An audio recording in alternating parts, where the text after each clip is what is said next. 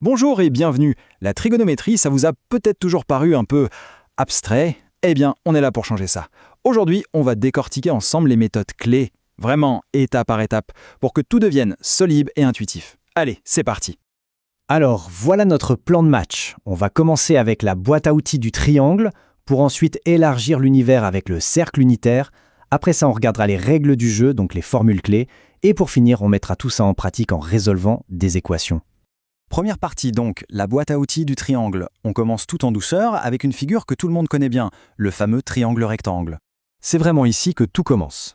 Dans ce triangle, on a bien sûr l'angle droit, l'hypoténuse, c'est le côté le plus long, celui qui est juste en face, et les deux autres côtés. En fait, toute l'idée de la trigonométrie, c'est de faire le lien entre les longueurs de ces trois côtés et les angles du triangle. Et pour ça, on a nos trois formules de base. Pour s'en souvenir, il y a ce moyen mnémotechnique que tout le monde connaît. SOH, CH, TOA. SOH, sinus, c'est le côté opposé sur l'hypoténuse. CH, cosinus, c'est l'adjacent sur l'hypoténuse. Et TOA, tangente, c'est l'opposé sur l'adjacent. Voilà, c'est tout simple.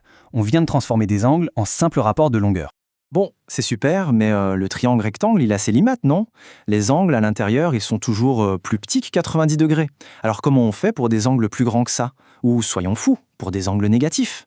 Là, notre triangle ne nous aide plus du tout. Pour aller plus loin, on passe donc à la deuxième partie, on va élargir notre univers avec le cercle unitaire. C'est l'outil qui va nous permettre d'appliquer la trigonométrie à absolument n'importe quel angle. Le voilà, ce fameux cercle trigonométrique. Bon, en apparence, c'est juste un cercle, centré sur l'origine du repère. Sauf qu'il a une particularité qui est absolument essentielle. Son rayon est égal à 1. Et on va voir que ce 1, eh bien, ça simplifie tout.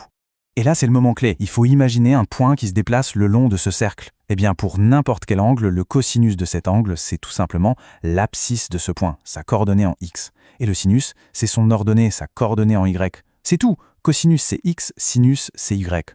On vient de redéfinir la trigonométrie de manière bien plus puissante. Et ce qui est vraiment fascinant, c'est de visualiser ce qui se passe. Quand le point tourne sur le cercle, si on trace l'évolution de sa coordonnée verticale, le sinus, eh bien on dessine cette fameuse courbe en forme de vague.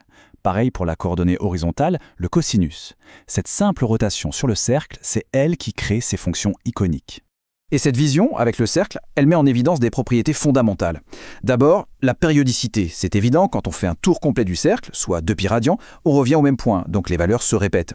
Ensuite, on a des symétries. Le cosinus est une fonction paire, elle est symétrique par rapport à l'axe vertical, alors que le sinus, lui, est une fonction impaire, symétrique par rapport à l'origine. Bon, maintenant qu'on a les concepts en tête, il nous faut les outils. Troisième partie donc, les règles du jeu, avec les formules clés. C'est un peu l'anti-sèche indispensable pour pouvoir bien travailler. Alors, s'il y en a une seule à retenir, mais vraiment une seule, c'est celle-là. Cosinus au carré de x plus sinus au carré de x, ça fait toujours 1. En fait, c'est juste le théorème de Pythagore appliqué dans notre cercle unitaire. C'est la relation la plus fondamentale de toute la trigonométrie. Ensuite, il y a quelques valeurs à connaître, ce qu'on appelle les valeurs remarquables. Ce sont les sinus et cosinus pour les angles les plus courants. Les mémoriser, ça fait vraiment gagner un temps précieux dans les calculs. C'est un peu comme connaître ces tables de multiplication, c'est une base indispensable. Et pareil pour toutes ces formules qu'on appelle les angles associés. L'idée, ce n'est surtout pas de les apprendre par cœur. Il suffit de regarder le cercle. Toutes ces relations viennent des symétries. Par exemple, si on prend un angle et son opposé, on voit bien sur le dessin qu'ils ont la même abscisse. Ça veut dire qu'ils ont le même cosinus. C'est la géométrie du cercle qui nous donne directement la réponse. Allez, dernière étape, on met tout ça en pratique. On passe à la résolution d'équations. Maintenant qu'on a la boîte à outils, on va voir comment s'en servir pour trouver l'inconnu. Pour les solutions générales, encore une fois, tout se passe sur le cercle. Si on a cos de A égale cos de B, ça veut dire que les points sur le cercle ont la même abscisse. Il y a donc deux cas, soit B égale A, soit B égale moins 1.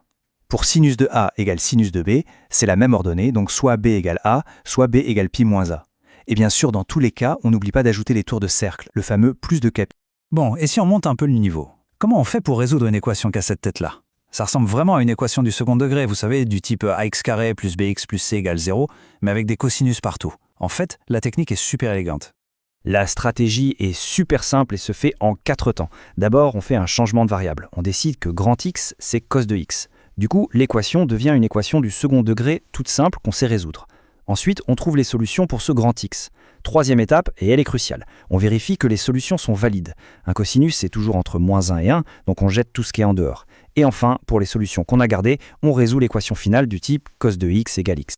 Par exemple, si à l'étape 2, on trouve comme solution grand X égale 5 et grand X égale moins 1, eh bien la solution 5, on l'oublie tout de suite, un cosinus ne peut pas être plus grand que 1. Donc il ne nous reste que cos X égale moins 1.